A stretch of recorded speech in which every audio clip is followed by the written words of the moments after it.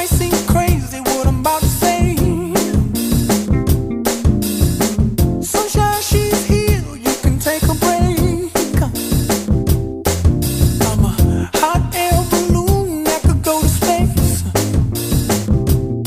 With the air, like I don't care, baby, by the way.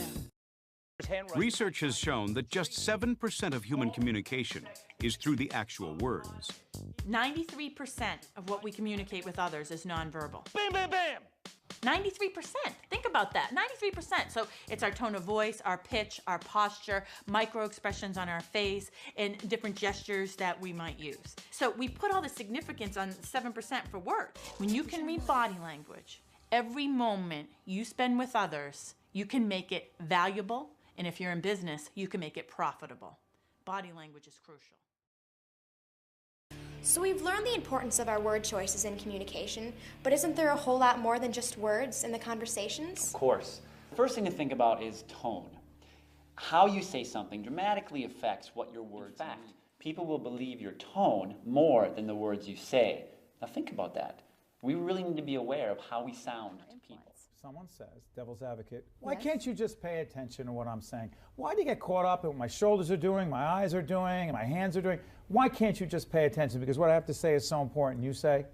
Because I am paying attention, and you're signaling all this stuff with your body language. Your physiology is telling me the way you're sitting, your shoulders, what you're doing with your legs, your hands. I'm so happy to see you. Yeah, are you? I'm really happy to see you. You look a little incongruent to me. It's a mixed message. You're closed. Really? I'm going to share with you a set of skills so powerful, you will use them before you leave this room. Nonverbal communication, body language, the management of time, space, appearance, posture, gesture, voice, eye contact, facial expression, breathing, touch, another individual. You see, when you and I meet for the first time, nonverbal communication or body language is 10 times more powerful than what you say.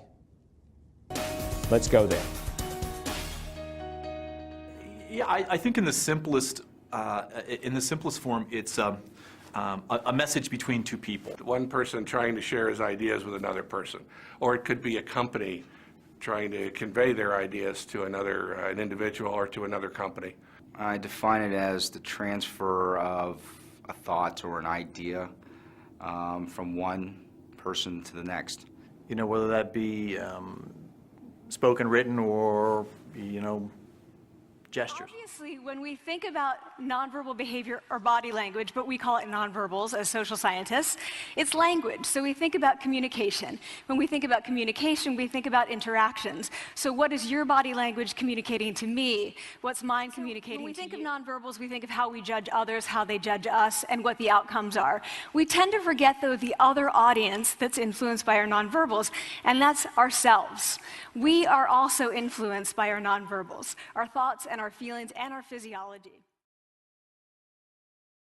Western handshake, here's how it looks. It's been in this position for about 2,000 years. Now, if you go back 4,000 years to the Roman era, on vases, you would have seen it looking like this. That's its original position. It has several significances.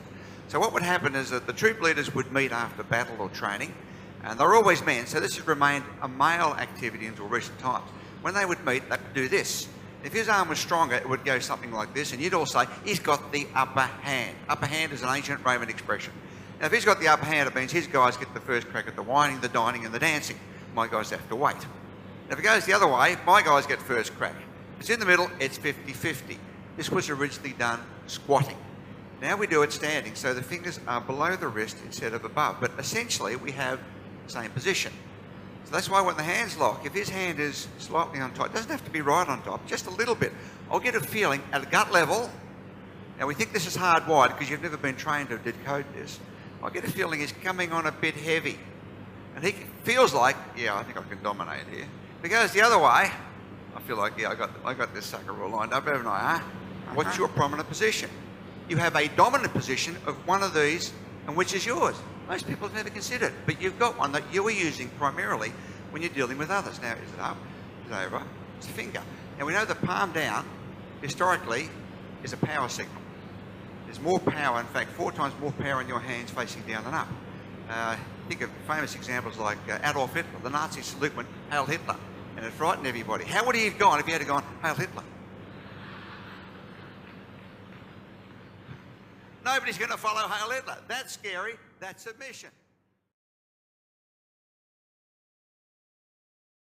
Had that feeling, right? So it seems that our nonverbals do govern how we think and feel about ourselves. So it's not just others, but it's also ourselves. Also, our bodies change our minds. Our bodies change our minds, and our minds can change our behavior, and our behavior can change our outcome. Life is. Life is. Life is. Life is a lot of blah, blah, blah. Did you know that 55% of communication with people you already know comes from your body language? And it accounts for nearly 100% of communication with people that you don't know. And then you add in rate and tone, speed, pitch, and do the math, and they have. How we say things is actually about 13 times more important than what we are saying. So if you're saying one thing with your mouth and another with your nonverbals, you're going to confuse people. You're going to confuse yourself. Now apply that to friendship, dating, conflict, everything. It's important. Actually, it's really important. We're always saying things, and most of the time, we are not using words. The body has a language. We should probably pay attention to it. Clap along if you feel like a